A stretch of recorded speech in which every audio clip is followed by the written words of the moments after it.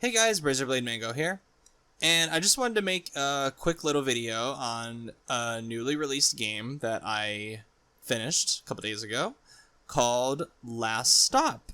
This is a game that is developed by a studio called Variable State, and if you've never heard the name before, these are the guys behind the I believe it came out in 2016 or 2017 game Virginia, which Virginia was a game that proved to be pretty divisive among a lot of people because it was basically a 1 hour long, very, very narrative driven, very, very, very on the rails linear, I guess to use the derogatory term, walking simulator. And it had no dialogue whatsoever, and it was basically this very abstract story about a detective. And it's significant for me because it's one of I think it's maybe the only game I have ever played that I actually got a refund for after about an hour of playing it, and I finished it within that hour, and I think it had cost like $20 when I bought it, and I mean, truth be told, I really strongly disliked the game. I thought it was just boring and pretentious and so up its own ass with the imagery and all that. I just was like, what the fuck? And when it was done after an hour, it has literally zero replay value. Unless you're somebody that absolutely like loved what it was doing with its on the rails linear kind of stuff, then to me, it was just like, I want my $20 back. It's fine. I don't care if I have that stigma on me that I basically like bought a game, finished it, and then returned it for full price. Like I just no, not in this case, not for Virginia, no. So the reason I'm talking about Last Stop is because this is for one thing, it's their sophomore effort, and it's a game that I wanted to talk about for two reasons. One, it's to have more eyes on it, because I think it is a significant improvement over Virginia. And I also wanted to give a shine on it because it's also available on Game Pass, if you all have Game Pass, if you have it on console or PC. I played it on PC Game Pass, and this is one of those weird situations where I had seen the reviews before I played it. I saw it had like I look at OpenCritic. I saw it had like a 70 on OpenCritic, and it had that kind of like blue-faced, like kind of semi-frowning person. Like they were kind of like had their hands in the hair, like, it was okay. And when I found out it was $25, I was like, oh, fuck that. I'm not buying that for $25. Not after what I went through playing Virginia, not after what I thought of that game. But because it was on Game Pass, I really didn't have much of an excuse to avoid it. So I thought, when I sat down to play it for the first time, I thought, okay, well, I'll give it about an hour. If it loses me, then fine, whatever, I'll just uninstall it. And to me, this game, Last Stop, turned out to be the biggest surprise I've played all year so far.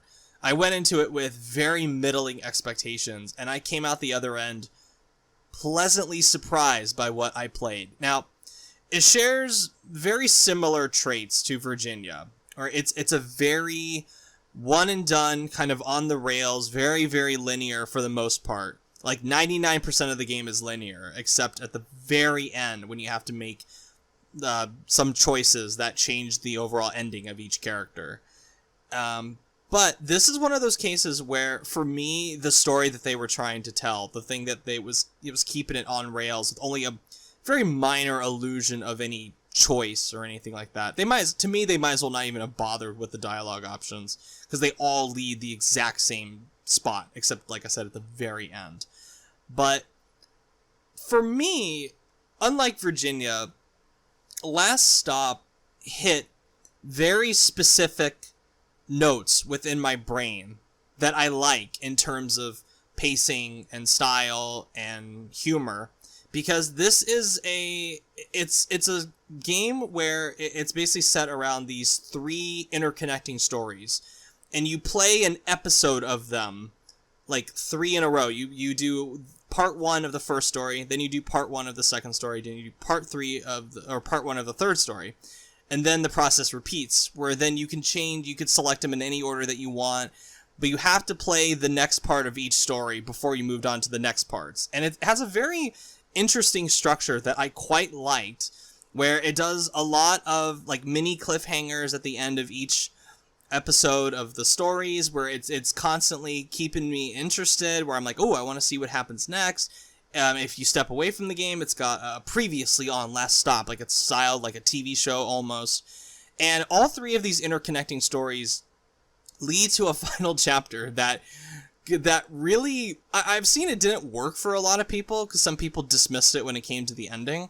But I actually quite liked the final chapter and where it was going tonally and thematically. I really have to stress how much I liked it compared to Virginia, I was just rolling my eyes most of the time and just going, oh my god, this is so dumb.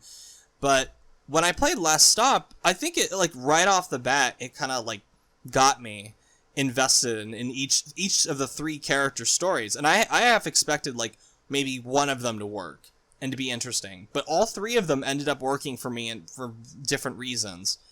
And if you've never seen any trailers for Last Stop, if you don't even know what this is, good. This is one of those games that works best if you don't know what it is going into it. It's really one of those games that works when there's that element of surprise. And for me, even though I had seen maybe 1 or 2 of the trailers, I still felt like the game had enough surprises in store to where I was like, oh shit. And I think the writing is mostly very good. It's really what carries this thing, along with the humor, which I guess, ties into the writing, which it has a very funny, quirky British sense of humor that I quite liked. I liked the style that it was going for. It's a nice, chill, almost relaxing kind of game until it gets to the second half, where it becomes a lot more somber. And it's one of those games that I can see myself vibing to or picking back up again and playing through it if I'm ever sick. And I like games like that. I know that's a very specific kind of thing, but I've started to, like, kind of in the back of my head recently collect, like, a list of games that I'd play when I'm sick, just to kind of set myself at ease and just have a very specific vibe. Like, I have that with movies, where I watch movies. There are very specific movies I watch when I'm sick. But with Last Stop, this is a game that I can definitely see myself playing sometime in the future, because I really have no reason to go through it again right now. But I liked it enough to where I would seriously consider playing it again maybe a couple years later. And going, oh, well, I maybe missed this the first time, maybe missed this choice the first time, this detail, something like that. And I know I didn't get, like, 100% of the achievements, because there are, like, little hidden things that you can find, like, with the dialogue choices, but I really feel like this is one of those one-and-done games that works, where it reminds me, and I don't think this game is, like, anywhere near on the level of something like What Remains of Edith Finch, if we're going to go into, like, comparisons, but it's very much like What Remains of Edith Finch in that the on-the-rails linear kind of stuff, where the gameplay is very, like, secondary in the back of your head. They share that commonality, they have that commonality of, this is something that I actually wanted to experience, even though it's very, very linear, very on the rails, and you have very, very, very minor agency over what happens. And I thought that was cool. And I also think if you have a Game Pass, I think it's totally worth a play. I thought it was really enjoyable.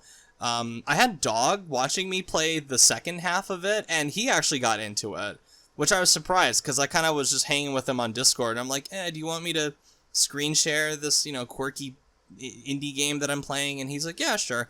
And I ended up playing, like, the whole second half of it that night. And he and I kind of watched it, and we're like, oh shit, like reacting to some of the stuff that happened. So that was fun. It's, to me, like, Last Stop, it's a little bit of an ask, because the game is $25, but I would say if you are somebody like me who can enjoy, who doesn't need a game to have, like, amazing gameplay in order to get into it, if you're comfortable with spending $25 on something that is much more like a very on the rails but chill game, very interesting, very charming, then I would say, yeah, go out and buy it. I'd say it's, if you specifically someone who likes that kind of stuff and is in the mindset to play something like this, then yeah, I'd say this is a worthy recommendation. When I looked at all the games that I've been playing this year and where like Last Stop ranked on it, this is going to sound funny, but it's going to sound strange also, is that I actually liked this more than Ratchet and Clank Rift Apart. I have this higher rated than Ratchet and Clank Rift Apart. Like for all of Ratchet and Clank's production value, like insane production value, and you know, it is charming, it is fun to play. I gotta say, the writing and humor is a lot stronger in Last Stop. So I'd say Last Stop is like above Ratchet and Clank. I don't think it's one of the big boys of 2021, but it is a fun, likable, charming game that I would recommend to you all if you are into this kind of thing that I've described. So yeah. Anyway, thank you so much for watching. If you like, please subscribe. Let me know what you think of Last Stop if you played it. If you're interested in it, let me know. All right, have a good one, everyone.